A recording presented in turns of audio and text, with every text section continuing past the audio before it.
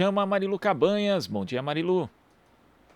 Bom dia, Glauco. Vai começar de novo essa fase do frio, hein? Uma frente fria aí chegando já aqui um pouquinho em São Paulo, mais no sul do país, mas promete uma temperatura bastante baixa. E para esquentar aí os corações dos nossos queridos ouvintes, internautas, telespectadores, vamos dizer que a gente continua aquela campanha, né? Aquela promoção Voo Rasante, uma parceria da Rádio Brasil Atual com a TVT e a Oboré. É só você entrar lá na oboré.com, aí você acessa o projeto Voo Rasante, escolhe duas gravuras da cartunista Laerte, é muito linda, né? A Laerte, assim, é excepcional, cartunista brasileira, que está oferecendo aí de presente para vocês, gente. É só chegar lá, escolher duas charges, uma para você e uma outra para quem você quiser dar de presente. Aí coloca tudo lá no chat da Rádio Brasil Atual. Estou recebendo aqui o recadinho do Colibri, também pelo WhatsApp 968937672, código 11, repetindo, código 11 968937672. Você pode também participar. Então tá aí mais uma novidade para os nossos queridos ouvintes, né, Glauco? É importante também essa participação, essa interação com os ouvintes, né, Glauco? É isso aí, Marilu. Fica a dica. E aqui, a respeito do tempo, a mínima em São Paulo amanhã deve chegar a 3 graus, o frio recorde no ano, Marilu. Glauco, 3 graus, vou morrer, meu Deus. Muito frio, realmente. Vamos lá, mas vamos falar de tempo também agora, de tempo, mudanças climáticas, porque já está aqui na nossa espera o Wagner Ribeiro, nosso colunista, professor do Departamento de Geografia da USP e do Programa de Pós-Graduação em Ciência Ambiental. Olá, Wagner, bom dia. Bom dia, Marilu, bom dia, Glauco, bom dia a quem nos acompanha. Que frio que vem por aí, hein? Mas a gente vai falar aqui sobre mudanças climáticas. A gente tem aí a reunião do painel intergovernamental sobre mudanças climáticas, o IPCC da ONU, que começou na segunda-feira, vai até o dia 6 de agosto, aí de forma virtual. O IPCC tem 3 grupos de trabalho e, ao que parece, haverá avaliação de um desses grupos de trabalho, a contribuição que esse grupo de trabalho 1, né, para o sexto relatório de avaliação. Explica para a gente melhor, Wagner, o que está acontecendo. Veja, Marilu, o IPCC periodicamente emite, né, um novo relatório que digamos, a base das negociações da Ordem Ambiental Internacional das Mudanças Climáticas. Enfim, então o Estatuto Científico, né, o IPCC reúne trabalhos de várias outras instituições e vários pesquisadores. O IPCC não faz uma pesquisa original, é sempre importante lembrar isso, né? Por isso que houve uma vez que algumas falhas surgiram, elas foram depois assumidas, corrigidas. Mas o IPCC não faz pesquisa original, ele reúne pesquisadores que são indicados por governos e esses pesquisadores, então, analisam a produção que sai aí a cada 5, 6 anos, a cada 4 anos, depende aí do fôlego, digamos assim, da própria IPCC. E aí, então, é emitido esse documento, que é justamente o que está sendo acordado agora, e com uma plenária virtual. Geralmente essa plenária é presencial, mas na conjuntura da pandemia ela é virtual. São mais de 200 países atuando, participando, opinando, né, sobre esse relatório científico que sintetiza a produção sobre mudanças climáticas, em especial aquilo que está sendo discutido agora, que é a chamada ciência do clima, ou seja, estão se tentando aí averiguar exatamente o quanto nós estamos já diante de mudanças climáticas, em especial qual é a participação humana nesse processo, Pedro. Porque nós sabemos que tem processos de longa duração, que de algum modo ou de outro eles são acelerados, né? Mas nós sabemos também que a ação humana ela acaba de alguma maneira acelerando, eu diria, né? Como disse há pouco, inclusive, alguns desses processos. E é justamente essa negociação que está agora em curso, né? Ela vai até o dia 6, a expectativa é lançar o relatório no dia 9, e esse documento, então, vai ser a grande base científica, não é, acadêmica, para as negociações da COP26, que será em novembro, na Escócia. Então, de fato um momento bastante importante, porque é onde se, digamos, pavimenta, né, o terreno para depois tomar decisões políticas, né? A ciência, nesse aspecto, pelo menos nas mudanças climáticas, na escala internacional, ela tem sido dominante, e ainda que as recomendações não sejam assimiladas totalmente, né? Mas pelo menos se escutam os cientistas, algo que em outras áreas a gente não tem tanta presença, digamos assim. Verdade, Wagner.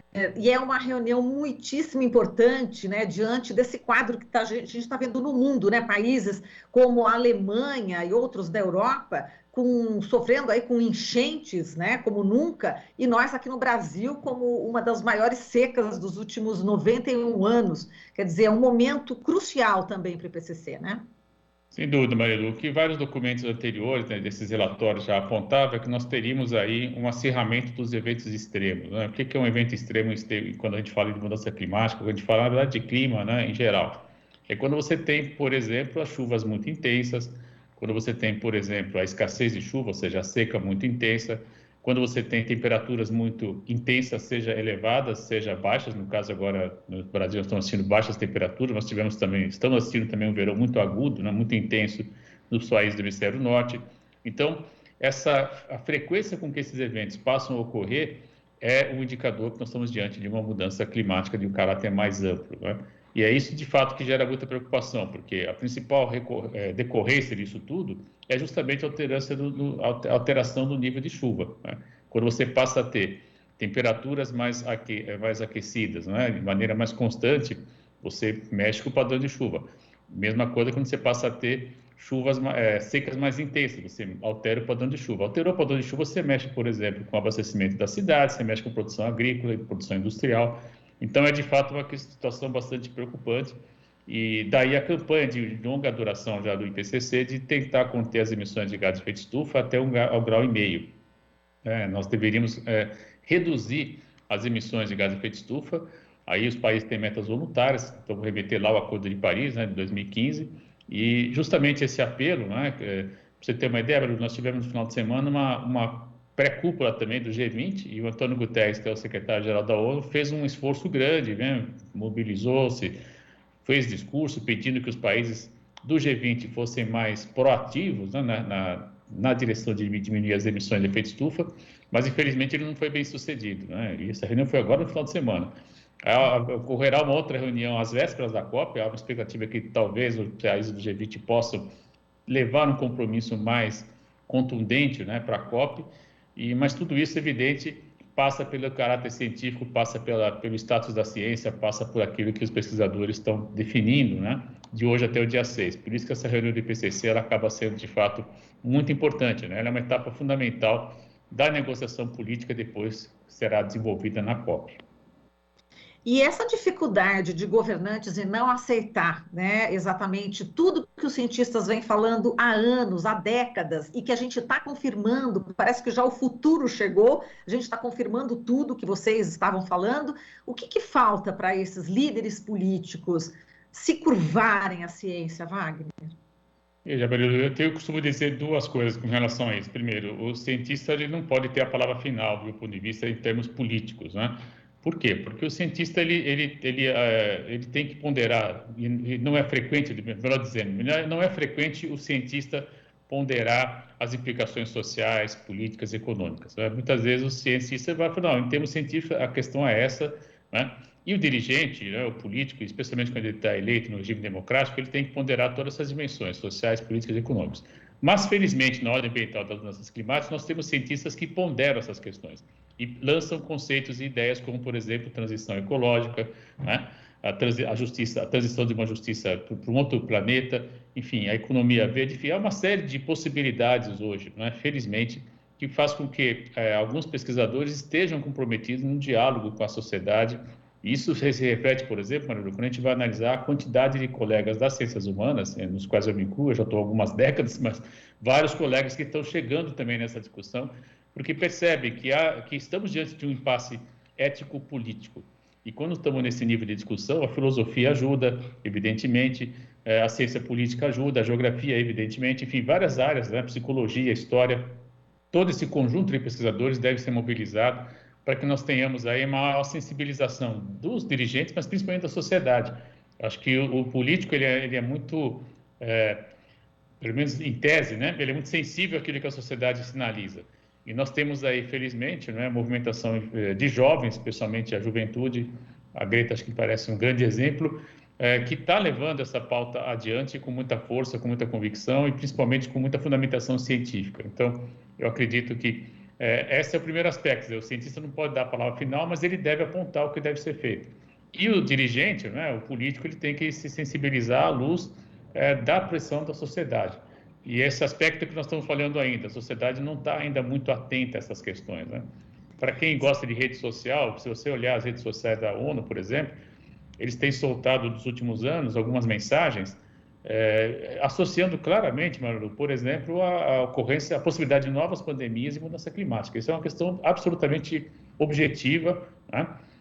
Ou seja, por quê? Porque nós já dissemos isso aqui, você desmata mais, você vai ter menos área de circulação natural de várias espécies, nós vamos aumentar o contato, pode contaminar. Ao mesmo tempo que nós vamos ter o degelo, por exemplo, de áreas que estão aí hoje congeladas, evidentemente, e aí nós vamos ter, eventualmente, novamente contato com patógenos que estão lá congelados, e isso pode também gerar novas pandemias. Então, todo esse cenário parece que não desperta muito a população ainda, né?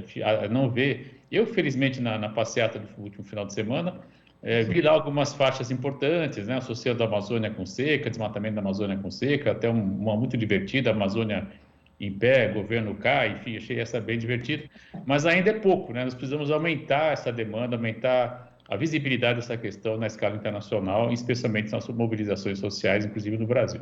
Exato, você tocou nesse assunto do desmatamento na Amazônia, né, Wagner? E exatamente é um tiro no pé na própria economia, né? Enfim, inclusive no próprio agronegócio, né? Uma dúvida, Marilu, eu acho que o pessoal do agronegócio está percebendo, né, que a diminuição da chuva hoje no sul-sudeste tem relação direta com o desmatamento da Amazônia. Isso me parece cada vez mais evidente, né?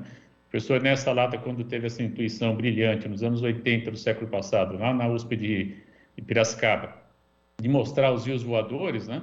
Quando a gente diminui esse corredor de vegetação natural, essa umidade que vem lá da Amazônia, ela não vai chegar com a mesma intensidade que chegava aqui. É evidente, nós temos uma superfície mais aquecida, parte dessa umidade vai ficar no caminho.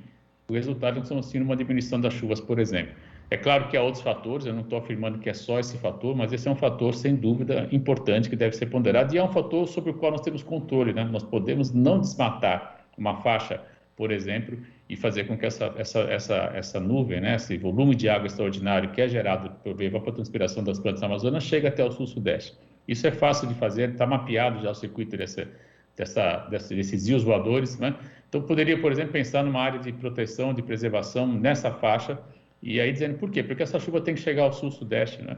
E não permitir o desmatamento e, inclusive, promover ações de recuperação dessas áreas, né?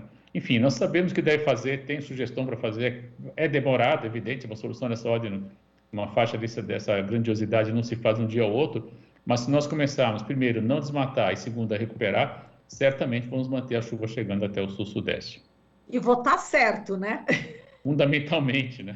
Fundamentalmente. Acho que essa é uma questão, e não só para o cargo majoritário, né? Acho que o pessoal precisa aprender que deputado, senador, vereador também é muito importante, né? Sem dúvida, Wagner. Bom, a gente agradece aqui a sua participação, sempre uma aula muito gostosa aqui com você. Muito obrigada e até a semana que vem, tá bom, Wagner? Um beijo. Até mais. Falamos aqui com Wagner Ribeiro, professor do Departamento de Geografia da USP e do Programa de Pós-Graduação em Ciência Ambiental. Aqui você ouve as notícias que os outros não dão. Jornal Brasil Atual.